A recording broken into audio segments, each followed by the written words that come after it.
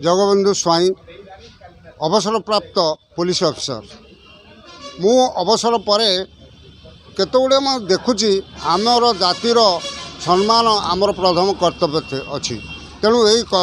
सम्मान पाई त्रिरंगा को आम सम्मानित कर आसुचु। ये त्रिरंगा पताका उड़ाइवाई हेले तार गोटे निर्धारित समय अच्छी तेणु यही समय वर्तमान कौन देखा जाउची मु विभिन्न मीडिया रे देखी से मीडिया रे देखा जाउचे सकाळ ठीक उत्तोलन करा जिवा समय ठीक अच्छी किंतु ताहा अवतरणर समय अन्य माने कहीं जापर ना कि रखुना निर्धारित समय हूँ सूर्यास्त पूर्व आमर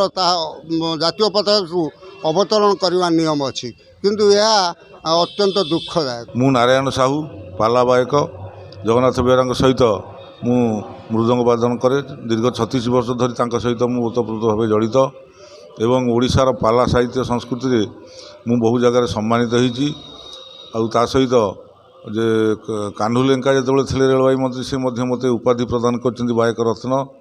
ता सहित आमर राज्यपाल भवन एवं भारत राष्ट्रपति प्रतिभा देवी सिंह पाटिल थिला बेले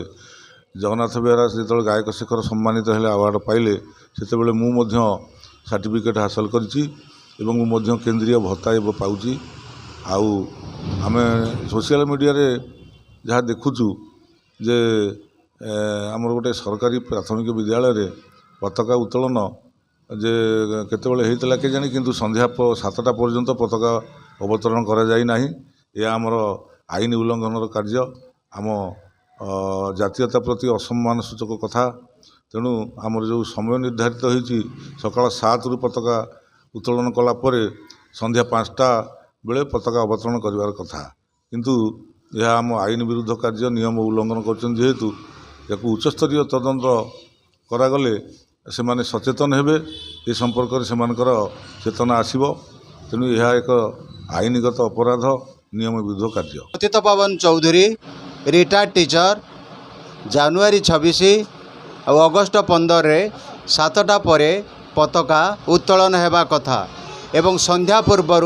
पताका अवतरण हेबा कथा किंतु सोशल मीडिया रे जो राति रे आमे देखिलु जे कि पताका उड़ुथिबार एटा भारी दुखर विषय।